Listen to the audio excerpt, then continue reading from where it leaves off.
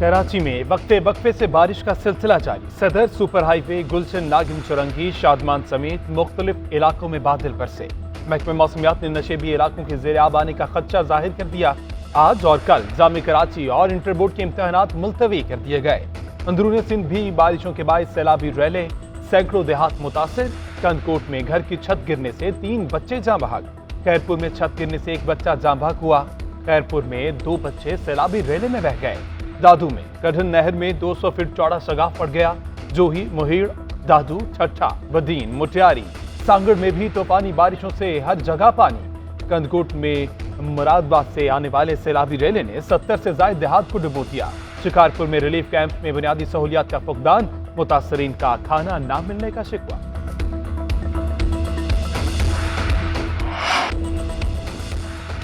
बलोचिस्तान में गुज़िश्ता 24 घंटों के दौरान सैलाब से मजीद 5 अफराद जाँ बहक। कोहलों में छत गिरने से 1 बच्ची जाँ बहक। दुकी में छत गिरने से बच्चा जाँ बहक।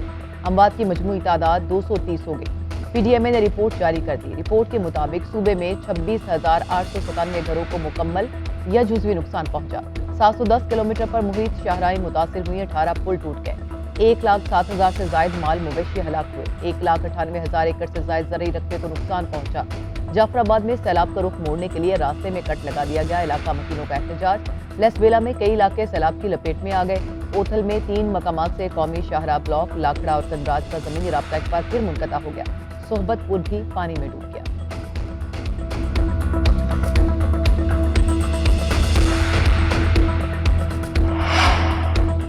बारिशों के बायस हैदराबाद डिवीजन के 9 जिला में बल्दियाती इंतखाबात मुलतवी। कराची डिवीजन में बल्दियाती इंतखाबात के इनेकाद का जायजा लेने के लिए इलेक्शन कमीशन का इजलास आज दोबारा तलब। तर्जुमान का कहना है इंतखाबात हालिया सैलाब की तबाहकारी और नुकसानात लोगों की नकल मकानी के बायस मुलतवी किए गए।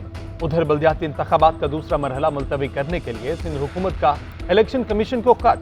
मानसून बारिशों की वजह से कई अजला शदीद मुतासिर। मौजूदा हालात में बल्दियाती इंतखाबात का इनेकाद मुश्किल है। सूबाई हुकूमत के खत में मौके।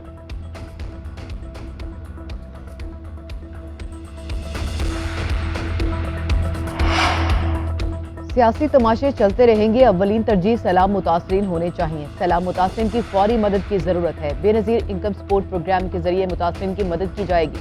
वज़ीर ख़ारजा बिलावल भुट्टो जरदारी की शहदाद कोट में सहाफ़ियों से गुफ्तगू।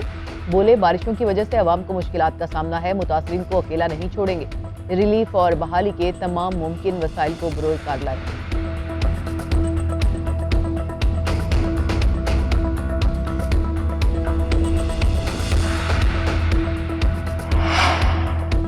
इदारों के खिलाफ बगावत पर उकसाने के केस में शहबाज गिल का 2 रोजा जिस्मानी रिमांड मुकम्मल। पुलिस कुछ देर बाद पीटीआई रहनुमा को सेशन कोर्ट में पेश करेगी। अब तक होने वाली तफ्तीश से अदालत को आगाह किया जाएगा। पुलिस ने शहबाज गिल के खिलाफ गैर कानूनी असलहा रखने का नया मुकदमा भी दर्ज कर रखा है।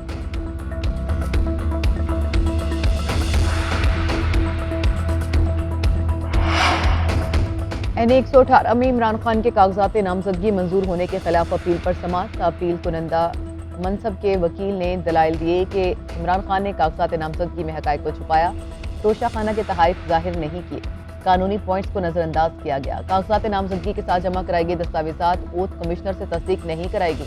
कागजात मंजूर करने का हुक्म कल अदम करार दिया जाए। जस्टिस शाहिद वहीद ने इस्तफसार किया कि क्या अदालत को इख्तियार हासिल है कि अगर ओथ कमिश्नर से तस्दीक शुदा ना हो तो कागजात नामजदगी मुस्तरद कर दे। सुप्रीम कोर्ट कह चुकी है कि ओथ कमिश्नर से बयान हल्फी तस्दीक शुदा ना भी हो तो कागजात नामजदगी मुस्तरद नहीं कर सकती।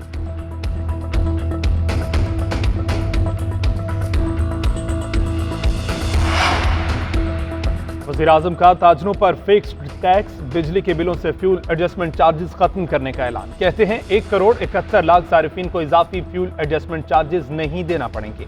ट्यूबवेल सारिफीन को भी फ्यूल एडजस्टमेंट से इस्तिस्ना हासिल होगा। ताजरों पर फिक्स्ड टैक्स हमारी मंशा के खिलाफ लगाया गया। फिक्स्ड टैक्स लगाने पर कमेटी कायम कर दी जो जिम्मेदारों का तयन करेगी। इस टैक्स के खात्मे से 42 अरब रुपए का बोझ हुकूमत पर पड़ेगा।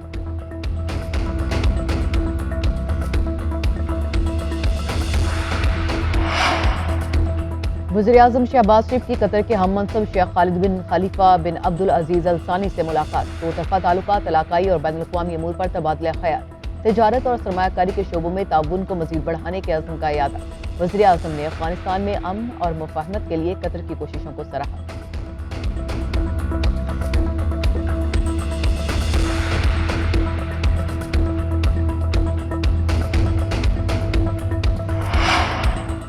दुनिया ने देख लिया कि पाकिस्तानी कौम किसके साथ खड़ी है। दबाव में पहले आया ना अब आऊंगा। मुल्की निजाम की बेहतरी के लिए कोशिश जारी रखेंगे। इमरान खान ने कहा कि गरीब चोरी करे तो जेल, अमीर चोरी करे तो एनआरओ मिल जाता है।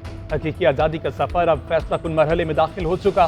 धांधली के बावजूद इस मुल्क को माफिया से आजाद कराएंगे। तहरीक इंसाफ आज हरिपुर में पावर शो करेगी। जलसे की तैयारियां मुकम्मल कर ली गई।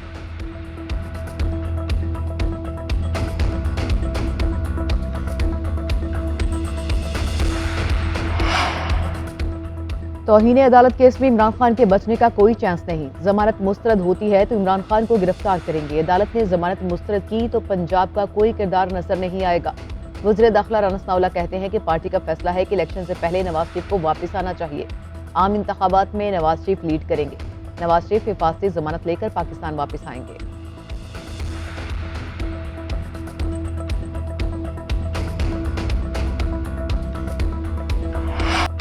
कराची में वक्ते वक्फे से बारिश का सिलसिला जारी। सदर सुपर हाईवे, गुलशन नागिन चुरंगी, शादमान समेत मुख्तलिफ इलाकों में बादल बरसे। महकमे मौसमियात ने नशेबी इलाकों के ज़ेर आब आने का खदशा जाहिर कर दिया। आज और कल जामे कराची और इंटर बोर्ड के इम्तहानात मुलतवी कर दिए गए। अंदरूनी सिंध भी बारिशों के बाद सैलाबी रैले, सैकड़ों देहात मुतासर। कंदकोट में घर की छत गिरने से 3 बच्चे जाँ बहक। खैरपुर में छत गिरने से 1 बच्चा जाँ बहक हुआ। खैरपुर में 2 बच्चे सैलाबी रैले में बह गए। दादू में कढ़न नहर में 200 फीट चौड़ा सगाफ पड़ गया। जोही, मुहीड़, दादू, छठा, बदीन, मुटियारी, सांगड़ में भी तूफानी बारिशों से हर जगह पानी। कंदकोट में मुरादाबाद से आने वाले सैलाबी रैले ने 70 से ज्यादा देहात को डुबो दिया। शिकारपुर में रिलीफ कैंप में बुनियादी सहूलियात का फुकदान, मुतासरीन का खाना ना मिलने का शिकवा। गुज़िश्ता 24 घंटों में कोरोना से 2 अफराद इंतकाल कर गए। एक रोज के दौरान कोरोना के 278 केसेज रिपोर्ट हुए। कौमी इदारा सेहत के मुताबिक इस दौरान कोरोना के 15,803 टेस्ट किए गए। मुल्क में कोरोना के मुस्बत केसेज की शरह 1.76% रही। पाकिस्तान में कोरोना के 118 मरीजों की हालत तशवीशनाक है। मुस्बत केसेज की सबसे ज्यादा शरह मुजफ्फराबाद में 9.43% रिकॉर्ड की गई। लाहौर में शरह 6.8 और एबटाबाद में 5.47% तक पहुंच चुकी।